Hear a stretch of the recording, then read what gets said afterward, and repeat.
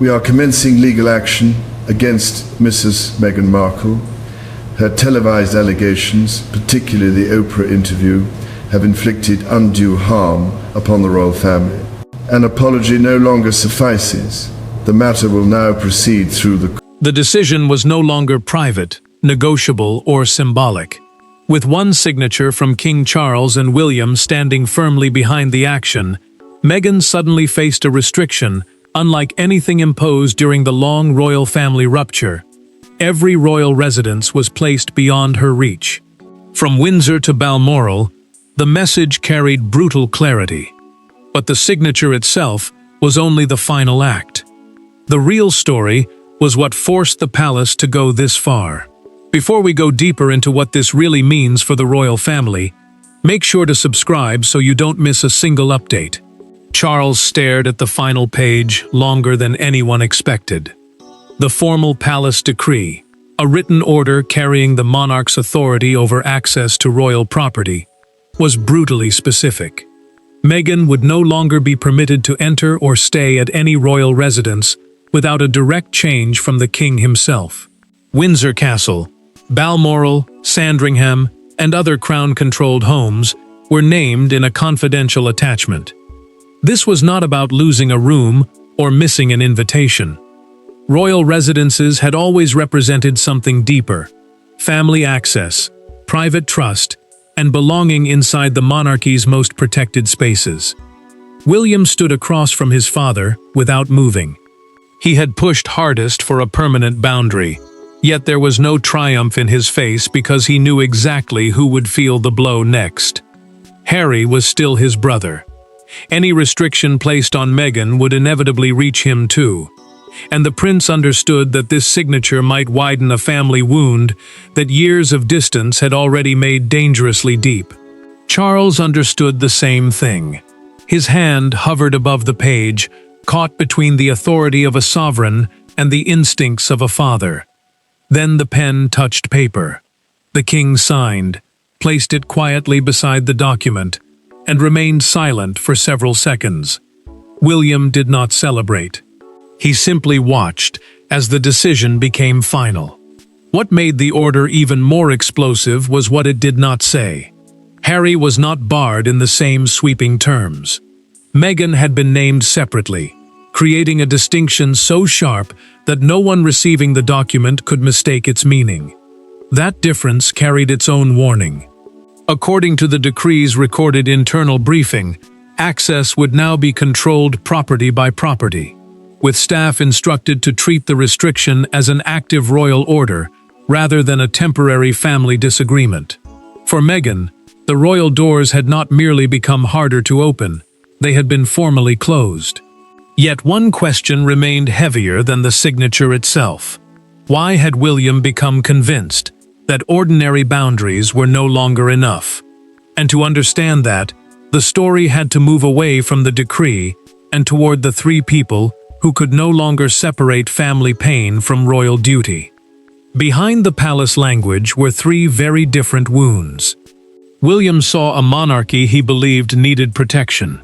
Harry saw another barrier being built between himself and the family he once knew. Meghan saw something even more devastating, a message that she was no longer simply distant from royal life. She was formally excluded from its physical heart. And Charles, caught between them, understood that whichever side he chose, he would wound someone permanently. Harry heard the decision privately before the wider consequences had fully settled. At first, he believed there had to be some misunderstanding. The wording sounded too absolute, too personal, too final. But as the details were repeated, one fact became impossible to ignore. Meghan had been named in a way he had not. The restriction was not simply a general tightening of access. It placed his wife outside royal residences that had once represented family connection, private gatherings, and the life they had entered together. Meghan listened without interrupting as he explained what the decree actually meant. Windsor was more than stone and ceremony to her. It represented a chapter in which she had lived inside the royal world, attended family occasions, and believed those private spaces might always remain connected to Harry and their children, even after public duties ended. A royal residence, in simple terms, is a property used by the monarch or members of the royal family for official or private purposes. Losing access, therefore, carried an emotional weight far beyond losing a place to stay. William felt that weight too, but from the opposite side. As heir to the throne, he increasingly viewed private royal spaces as something he would one day be responsible for protecting. Staff confidentiality, family privacy, security, and the future stability of the institution had become inseparable in his mind. He had watched personal disagreements spill into public interviews and recorded accounts before, but the concern now went deeper. This was tied to what could happen inside the residences themselves. Harry lowered his phone and looked toward Meghan. For several seconds, he searched for a gentler way to repeat the final part. There was none.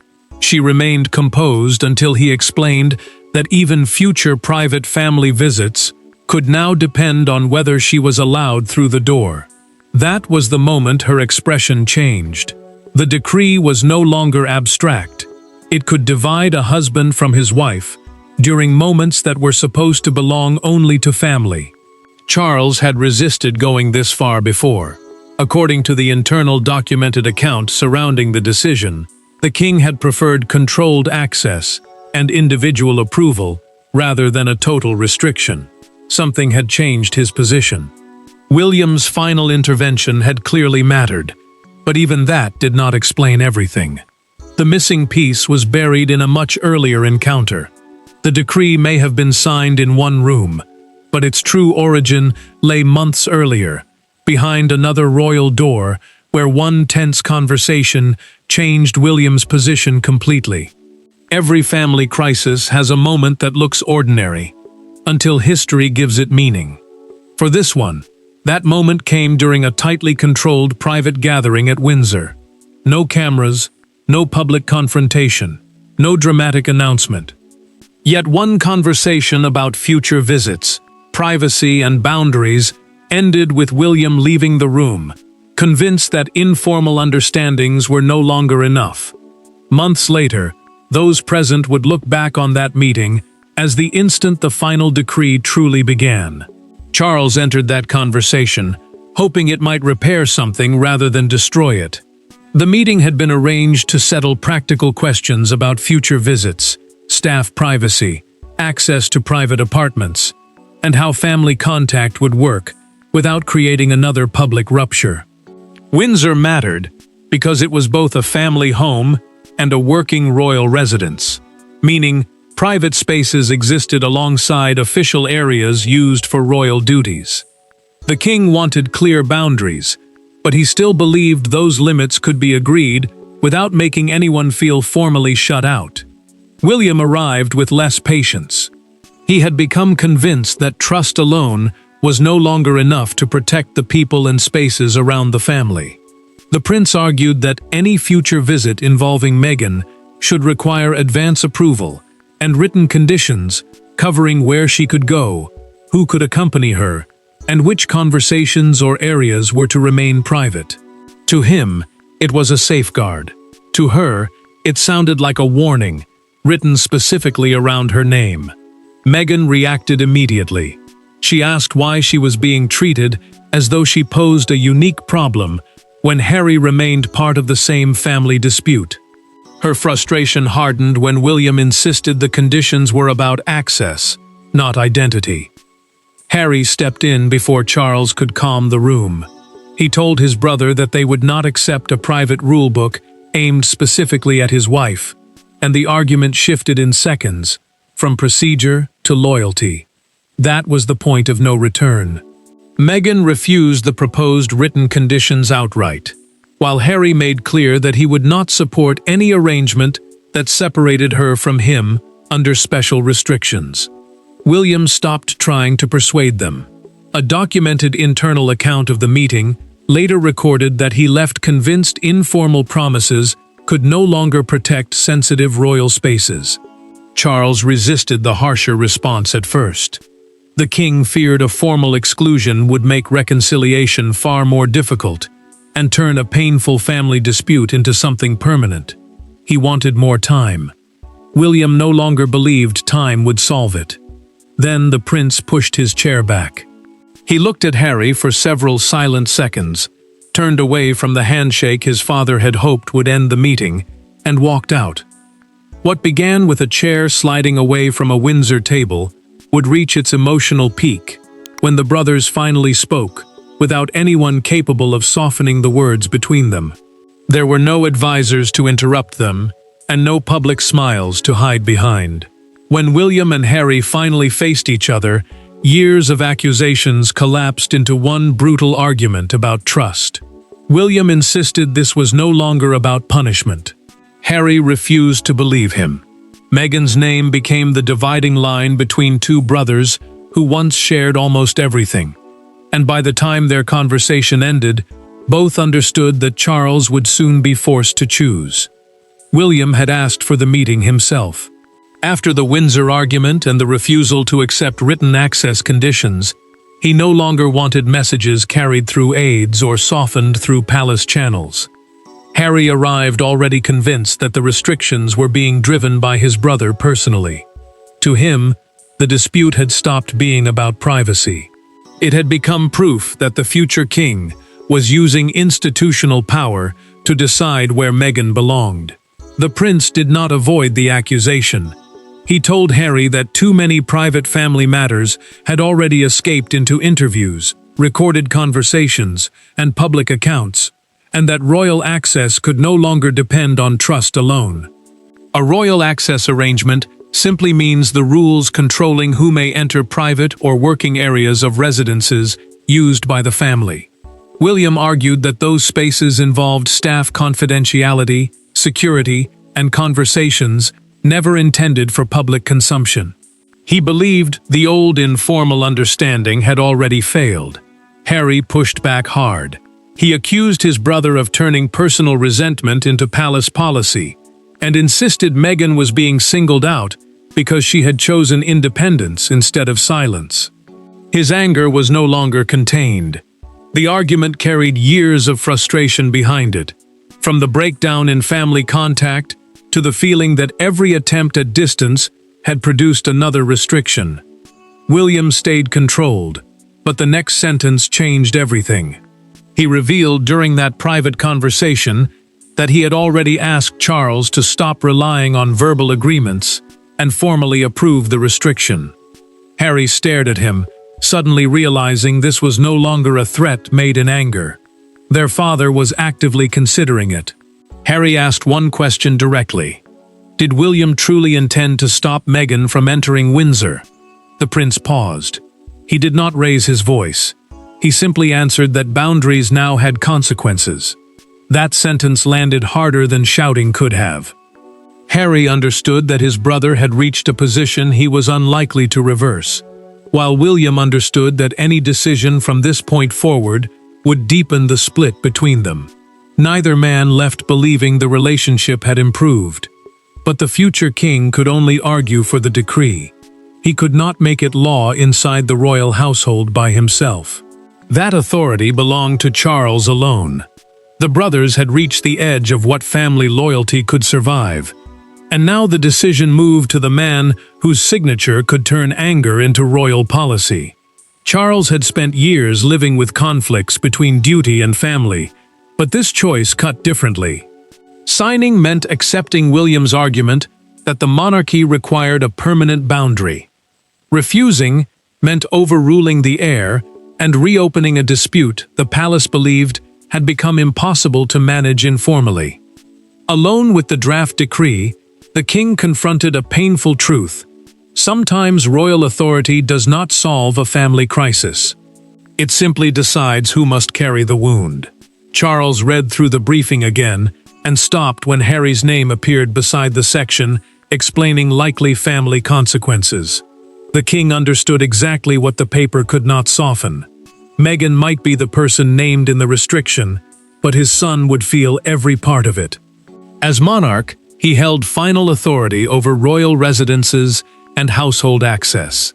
In simple terms, that meant William could influence policy as heir, but only the sovereign could approve a restriction broad enough to cover crown-controlled royal properties. William did not pretend the decision was painless. In a private conversation recorded in the internal account surrounding the decree, he told his father that he understood what this would cost personally. He also warned that leaving the matter unresolved would invite the same argument again and again. The prince believed uncertainty had become the danger. If every visit required another negotiation, then every visit could become another family crisis. Charles listened, but he still searched for a softer path. His advisors presented an invitation-only alternative that would have allowed Meghan access whenever the king personally approved a visit in advance. For a moment, that option appeared to offer compromise. Yet the monarch saw the problem immediately. Invitation-only access could still be interpreted differently by staff, family members, and security teams. It left too much room for confusion. The king made one adjustment before accepting the harsher draft. A clause was retained allowing him personally to alter or suspend the restriction in exceptional circumstances. That clause mattered because it kept one final door under his control. He was not surrendering his authority to William, nor was he pretending the family bond had disappeared. He was drawing a firm boundary while keeping the power to respond if a true family emergency demanded it. Silence settled after everyone else left. Charles reread the final page alone, removed his glasses, and rested one hand over the unsigned signature space. He knew the moment he signed, the argument would stop being theoretical. Then the pen moved. The palace could debate authority in careful language, but outside that room the decree would land with none of that restraint, and Meghan would feel its meaning first. The most painful part was not hearing that access had changed. It was seeing how absolute the wording had become. There was no familiar ambiguity, no temporary review, no suggestion that another conversation might quickly reverse it. Meghan was being told that the places once connected to her royal identity were now officially beyond reach. She had left royal duty years earlier. But this was different. This time, the palace itself was closing the door behind her. Harry received the formal communication through a private channel before the decree moved through the wider royal network. He read the summary once, then again, slower. The order covered overnight stays, private access, and entry without direct approval at residences controlled through the royal household. In plain language, that meant the homes and working properties managed for the sovereign and senior family could no longer be treated as places Meghan might enter simply because of family connection. Meghan listened while he read the names aloud. At first, disbelief showed more strongly than anger. Windsor, Balmoral, Sandringham. Each name carried its own memory of ceremonies, family meetings, private moments, and a life she had once been expected to understand from the inside. Then her reaction changed. She became quieter. What hurt was not only losing access to buildings. It was realizing those places now stood as a formal boundary between the life she had left and the family Harry still belonged to. Harry felt the tension immediately. His instinct was to challenge William again, but he already knew where another confrontation might lead. The prince had made his position clear, and pushing harder could only make the restriction even more rigid. He wanted to defend his wife, yet he also understood that rage had stopped changing anything. Meghan noticed the detail he had hoped she might overlook. Harry had not been barred in identical terms. The distinction meant future family moments could create an impossible choice. He might still be admitted where she was not. That possibility cut deeper than the list itself. It turned a policy decision into something painfully personal. She took the printed summary from him and read it twice. Then Meghan folded the pages carefully and set them down. No shouting, no dramatic refusal. The calm itself carried weight. What made the decree even harder to accept was its silence. It contained no public accusation against her, no detailed case laid out for the world, only a consequence backed by royal authority. The palace had drawn the line without exposing the private reasoning behind it. After anger came silence, and inside that silence Harry made a choice that would bring him directly back to Charles, without William, advisors, or palace machinery between them. When Harry finally spoke to his father alone, the argument changed. There were no constitutional phrases, no discussions of security procedures, and no William standing nearby to defend the decision. There was only a son asking whether the king truly wanted his wife kept outside the places his family still called home. Charles did not retreat from the decree. But for the first time, he explained the painful distinction that had shaped his signature. Harry chose to go directly to his father because every message carried through advisors had made the crisis feel colder. He wanted one answer without palace language around it. Charles agreed, and the conversation quickly moved away from access rules and into something far more personal. The decree had become a formal royal order, meaning a written instruction approved by the monarch and applied through the royal household. But neither man spoke as though this were only about procedure. Both knew years of broken trust had finally been turned into a boundary neither could ignore. Harry told him exactly what Meghan had felt. Whatever explanation the palace preferred, she would experience the restriction as rejection from the family itself. He said, the list of residences mattered because each place represented more than property. Those buildings held private gatherings, family milestones, and the possibility that one day their children might reconnect with relatives behind closed doors. If Meghan could not enter with them, then the decree affected the whole family, even if only one name appeared on the page. Charles did not dismiss that pain. He admitted he understood how deeply the decision would cut, but he refused to pretend the old level of trust still existed. The king explained that the restriction controlled access to royal property. It did not erase Meghan's connection to Harry or their children, and it did not declare her outside the family by blood or marriage. The difference was narrow on paper, but emotionally enormous. Harry pushed once more. He asked for an immediate reversal. Charles refused. Then the monarch corrected one assumption that had fueled much of his son's anger. William had argued for the restriction, but he had not signed it and could not have imposed it alone. The final responsibility belonged to Charles. Harry looked at him and asked the hardest question of all. Did he regret signing? His father held his gaze. The decision had brought him no satisfaction, he said, but he believed it had become necessary. That answer ended something. Harry left wounded, but no longer believing another furious confrontation would reverse the order. The argument inside the family had reached its limit. But beyond palace walls, one photograph, one headline, and one gathering would transform the decree into a national spectacle. By morning, a decision made behind closed doors had escaped into the national conversation. The story was instantly larger than access to castles or royal apartments. To some, it represented boundaries finally being enforced. To others, it looked like an unforgiving family punishment carrying the full power of the crown. Then one front page reduced the entire crisis to a single image. Meghan on one side, Windsor's gates on the other. William saw the headline before the palace had finished preparing its public response.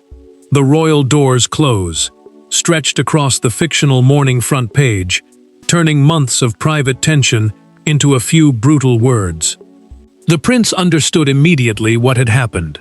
A royal household arrangement, the internal system controlling access, staff, and use of residences, had become a public judgment about family loyalty.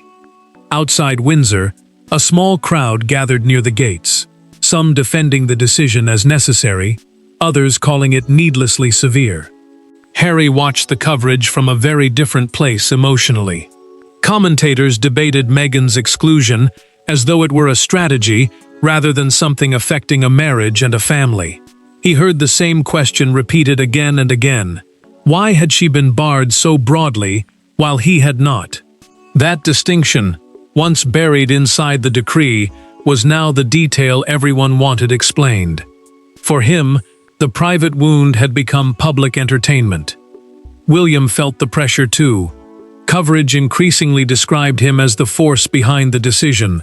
Stripping away the hesitation, arguments, and responsibility, Charles had accepted himself. The future king folded the newspaper after reading the front page and quietly told an aide that the institution would now have to live with the consequences. He had wanted clarity. What he had not wanted was spectacle. Charles refused to feed it. Advisors encouraged a more personal explanation that might soften the reaction. But the king believed another public statement would only drag Meghan, Harry, and William deeper into humiliation. Palace communications stayed narrow. Access to royal residences remained a matter for the sovereign and household arrangements, not a public campaign against any individual. That restraint created even more debate. British and international coverage split between those who saw a monarch finally enforcing boundaries and those who believed family conflict had been given too much institutional force. The decree had done what it was designed to do internally, but outside the palace, it had become something larger, a symbol onto which everyone could project their own judgment. And that left one final question. Had the monarchy protected itself, or had it simply made the family fracture permanent? Once the headlines faded, the answer would not be found in popularity polls or palace statements, but in what each person had permanently lost, and what the monarchy believed it had protected.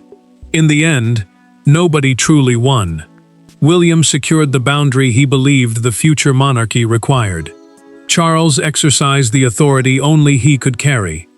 Meghan understood that her separation from royal life now extended beyond duties and titles to the residences themselves, and Harry was forced to accept that protecting his wife and preserving his connection to his family could no longer be treated as the same battle.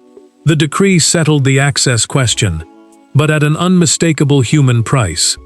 William felt relief that the rules were finally clear, but there was no sense of victory in what had been achieved. The prince had demanded a permanent boundary because he believed repeated negotiations were damaging trust, confusing staff, and pulling private royal spaces back into the same cycle of conflict. Yet clarity had come at a cost. Harry was further away than before, and the future king understood that no policy could erase the fact that his own brother stood on the other side of the decision. Meghan reached a quieter conclusion. She no longer treated the decree as something likely to disappear after another conversation or another appeal. Royal residences were now places she could not simply expect to enter, and that understanding turned shock into acceptance. The restriction had become more than a written order. It was a final boundary between the royal life she once knew and the independent life she had already chosen. Harry changed too. After speaking directly with Charles, he stopped pushing for an immediate reversal. He still believed the decision wounded Meghan unfairly, but he also understood that another confrontation with William would reopen the same argument without changing the result. For the first time, anger gave way to recognition. The family relationship had changed so deeply that pretending otherwise would only create another crisis. Charles carried the heaviest final responsibility. Whatever pressure came from William, whatever debate surrounded the palace, and whatever the public believed, the decree only gained force because the king signed it. The sovereign's signature meant the order carried his authority across the royal household. He could not place the burden on advisors, headlines, or even his eldest son. The king reviewed the completed file one final time, closed it, placed it in the outgoing box, and moved quietly to the next royal paper waiting on his desk. There was no celebration, only consequence. The monarchy gained control over its private spaces, but the family surrendered another piece of intimacy in exchange. William chose protection. Meghan accepted exclusion. Harry faced the reality of separation. Charles sealed the boundary. The signature did not erase the past or heal the people caught inside it. It simply gave years of broken trust a final physical boundary. And from that moment onward, everyone involved knew exactly where the royal line had been drawn. Thanks for watching. Please don't forget to like and subscribe, and we will see you in next one.